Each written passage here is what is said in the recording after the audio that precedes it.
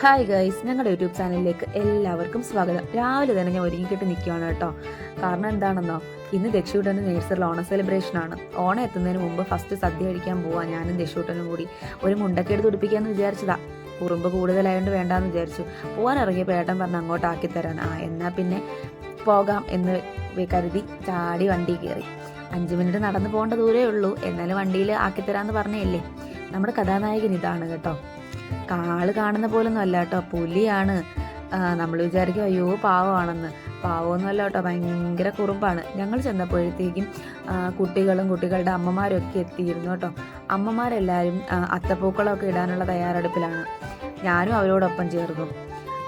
ദക്ഷൂട്ടൻ അവൻ കളിയോട് കളി തന്നെ. കൂട്ടുകാരികളും ഒക്കെ ആയിട്ട് കളി തന്നെയാണ് അവന് മുഖ്യം. അവന് ഞാൻ ആവുന്നത്ര എവിടെയെങ്കിലും ഒരിടത്ത് അടങ്ങി ഇരിക്കാൻ നോക്കി, നടന്നില്ല. അവസാനം താണ്ട് അത്തമൊക്കെ ഇട്ട് ടീച്ചറും കുട്ടികളും ഒക്കെ ചേർന്ന് ഫോട്ടോ എടുക്കാനുള്ള തയ്യാറെടുപ്പിലാണ്. ദക്ഷിണ ആവുന്നത്ര ഞാൻ വിളിച്ചുവിടാ, വാടാ വന്ന് ഫോട്ടോ എടുക്കണമെന്ന്. അവന് വയ്യ എന്ന് പറഞ്ഞിട്ട് അവൻ കുട്ടികളുമായിട്ടൊക്കെ കളിയോട് കളി തന്നെ. താണ്ട് കുറേ രാധികമാരോടൊപ്പം കളിയോടെ കളി തന്നെ അവൻ. ഞാൻ ആവുന്നത്ര വിളിച്ചു. അവസാനം എങ്ങനെ പിടിച്ചിരുത്തി അത്തത്തിൻ്റെ അടുത്ത് കൊണ്ടിരുത്തി കുറേ ഫോട്ടോസ് എടുത്തു. എന്നാലും ക്യാമറയിലോട്ട് നോക്കടാ എന്ന് പറഞ്ഞിട്ട് അവൻ ആവുന്നത്ര നോക്കിയിട്ടില്ല. പിന്നെ അവസാനം നഴ്സറിയിൽ അകത്ത് കയറി അവൻ്റെ കുറേ സാധനങ്ങളൊക്കെ എടുത്തു വെച്ച് കളിയോടെ കളി തന്നെ. അതിനിടയ്ക്ക് താണ്ട് നമ്മുടെ കുട്ടിയുടെ പേരൊന്നും എനിക്കറിയില്ല കേട്ടോ. അവൾ കരച്ചിൽ അവളുടെ അമ്മയെ കാണാത്തതിൽ.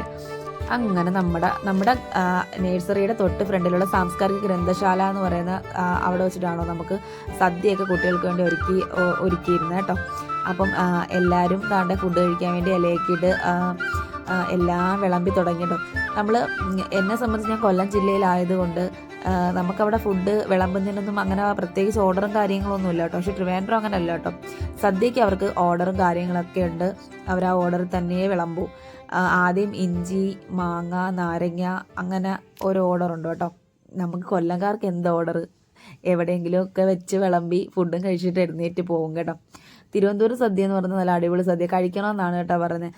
പക്ഷേ എനിക്ക് ഓർഡറും കാര്യങ്ങളൊന്നും അറിയാത്തതുകൊണ്ട് എന്നെ അയനെ ഒരുപാട് സഹായിച്ചു. അയനെന്ന് പറയുന്നത് അവിടുത്തെ ഒരു കുട്ടിയുടെ അമ്മയാണ് കേട്ടോ. അവൾ എനിക്ക് എല്ലാ കാര്യങ്ങളും ഡീറ്റെയിൽ ആയിട്ട് പറഞ്ഞു തന്നു. അതോടുകൂടി എനിക്ക് ഏകദേശം ഫുഡിൻ്റെ ഓർഡറും കാര്യങ്ങളൊക്കെ എനിക്കിപ്പോൾ മനസ്സിലായി കേട്ടോ. ദക്ഷൂട്ടൻ ചോറ് കഴിക്കാനൊക്കെ തുടങ്ങി കേട്ടോ. എല്ലാ കുട്ടികളും ആസ്വദിച്ച് സദ്യയൊക്കെ കഴിക്കുകയാണ് കേട്ടോ. പിന്നെ അവരുടെ എല്ലാവരുടെയും പേരൻസും കാര്യങ്ങളൊക്കെ ഉള്ളത് കൊണ്ട് എല്ലാവർക്കും അതിൻ്റെ ഒരു മടിയും കാര്യങ്ങളൊക്കെ ഉണ്ടായിരുന്നു കഴിക്കാനും.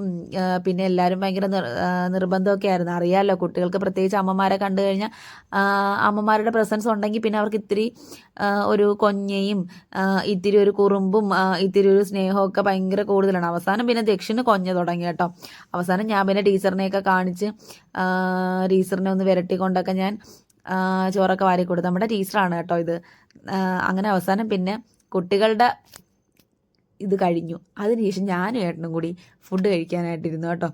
ഏട്ടൻ പിന്നെ തന്നെ നല്ല ആസ്വദിച്ച് കഴിക്കുകയാണ് കേട്ടോ. ഇനി ഞാനങ്ങനെ അത്ര ആസ്വദിച്ചിട്ടില്ല. എനിക്ക് പക്ഷേ കടലപ്പായസം ഭയങ്കരമായിട്ട് ഇഷ്ടപ്പെട്ടു കേട്ടോ.